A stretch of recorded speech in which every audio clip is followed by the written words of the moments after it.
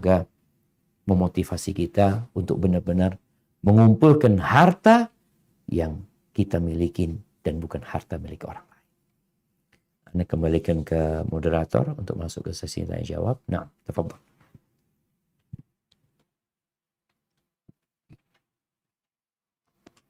Assalamualaikum Ustaz. Waalaikumsalam warahmatullahi wabarakatuh. Ahlan wa sahlan. Naam, tafadhal.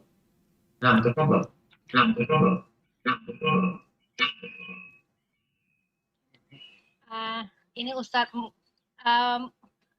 saya ini bertanya tentang amalan soleh yang kita lakukan. Boleh nggak gini Ustaz, kalau misalnya ini dalam rangka kita mendidik anak. Kadang-kadang memang anak itu misalnya melihat apa yang kita lakukan, apa yang kita kerjakan, ibadah-ibadah apa yang kita kerjakan. Tapi juga mungkin ada yang dia tidak tahu gitu Ustaz. Nah, boleh nggak misalnya kita membuka semua ibadah-ibadah kita dalam rangka untuk mendidik anak kita, misalnya kita bilangin sebenarnya mami itu gini gitu kan, kamu nggak tahu gini nih, jadi maksudnya supaya anak itu terbuka matanya, oh ternyata ibadah hanya sholat dan puasa atau cuma baca Quran gitulah gitu maksudnya. Jadi itu boleh nggak Ustadz kalau kita membuka ibadah kita ceritakan ke anak kita untuk memotivasi anak kita. Jazakallahu khairan. Masya Allah, barakallahu fiik. Naam, ahibati fillah. Kita tuh punya amal soleh dan punya dosa.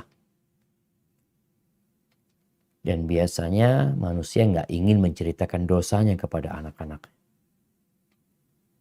Karena dia ingin tahu orang tuanya baik. Bagaimana menceritakan amal soleh kita? Yang pertama, kembali kepada niat kita. Apa tujuan kita niat? Apa tujuan kita menceritakan hal itu? Seperti yang terjadi di kalangan salafus saleh, para sahabat menceritakan, dulu aku seperti ini, dulu aku seperti ini. Untuk memotivasi para tabi'in, menceritakan bagaimana pada waktu bersama Rasul SAW, perjuangan mereka untuk memotivasi orang-orang yang sesudah. Kalau tujuannya itu, nggak ada masalah insya Allah. Tapi apakah memang kita selamat dari keinginan untuk dipuji oleh anak-anak kita?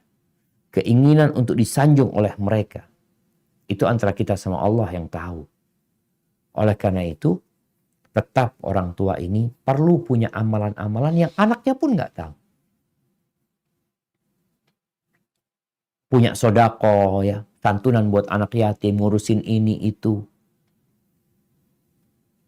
Ada yang anak itu perlu tahu, diajarin. Jadi bicara masalah sodako, anak-anak diajarin.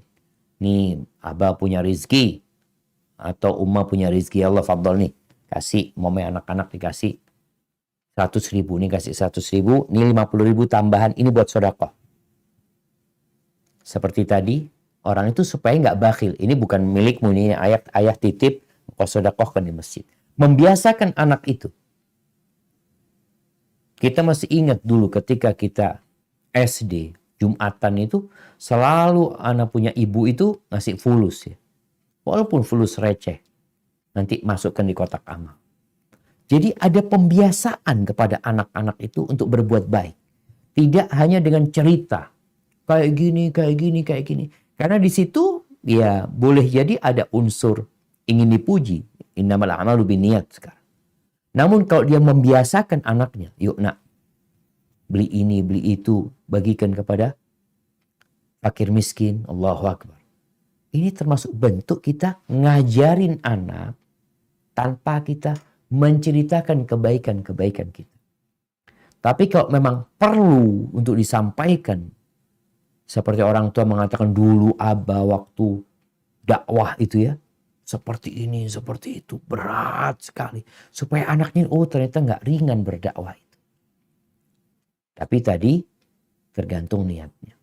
Baik, nyambung ya dengan pertanyaan yang belum ana jawab, yang ternyata memang wallahu a'lam bishawab ya. ketika orang tua mengungkit-ungkit kebaikannya kepada anaknya.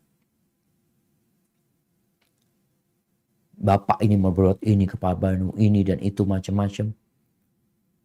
Maka boleh jadi itu termasuk mengungkit-ungkit yang terlarang. Kecuali dalam kondisi anak ini merasa orang tuanya nggak ngasih dia apa-apa. Loh, maka ini bukan mengungkit-ungkit untuk menjelaskan duduk perkaranya. Kadang-kala anak mengatakan, kok abah ngasih fulan, anak nggak pernah dikasih. Loh, kok nggak pernah dikasih? Coba kita lihat. Ini dalam rangka ketika ada permasalahan ya. Tapi kalau tidak ada permasalahan, ya nggak perlu orang tua mengungkit-ungkit kebaikan kepada anaknya. Tapi bagaimana orang tua mengajarkan kepada anaknya untuk berbakti kepada orang tua dengan menceritakan peran orang tua secara umum. Bukan peran dia, tapi peran orang tua secara umum. Bagaimana sebenarnya kalau kita bayangkan, ibu mengatakan, aku yang hamil engkau 9 bulan. Iya memang betul. Aku yang melahirkanmu. Betul, semua itu nggak betul. Nggak salah. Tapi apakah perlu dia ungkit hal itu buat anaknya? Dia tinggal mengingatkan anaknya bagaimana dengan peran orang tua secara umum. Semoga dengan cara itu dia dapat berbakti kepada orang tuanya. Hadza wallahu a'lam bissawab. Nah.